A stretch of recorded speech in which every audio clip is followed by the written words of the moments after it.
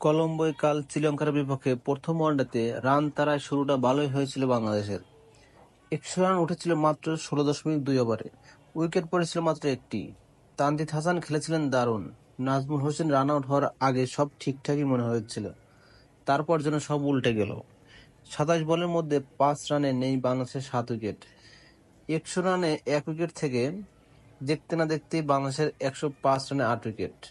One day ইতিহাসে সবচেয়ে কম রানে দ্বিতীয় থেকে অষ্টম উইকেট হারানোর রেকর্ড এটি। তবে ইনিংসের যে কোনো পর্যায়ে সবচেয়ে কম রানের মধ্যে 7 উইকেট হারানোর রেকর্ড এটি নয়।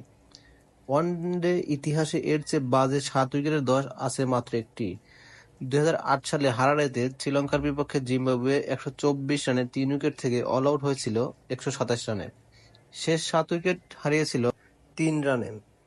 বাংলাদেশের ইনিংসে এমন ভয়াবহ ব্যাটিং 10 এবারই প্রথম হলো না। 2014 সালে মিরপুরে ভারতের বিপক্ষে 106 রানের লক্ষ্যে ব্যাট করতে নেমে 8 রানেই শেষ 7 উইকেট হারায় বাংলাদেশ। 3 উইকেটে 50 থেকে 58 রান অল আউট হয়ে ডিএল নিয়মে 37 রানে হারায় বাংলাদেশ।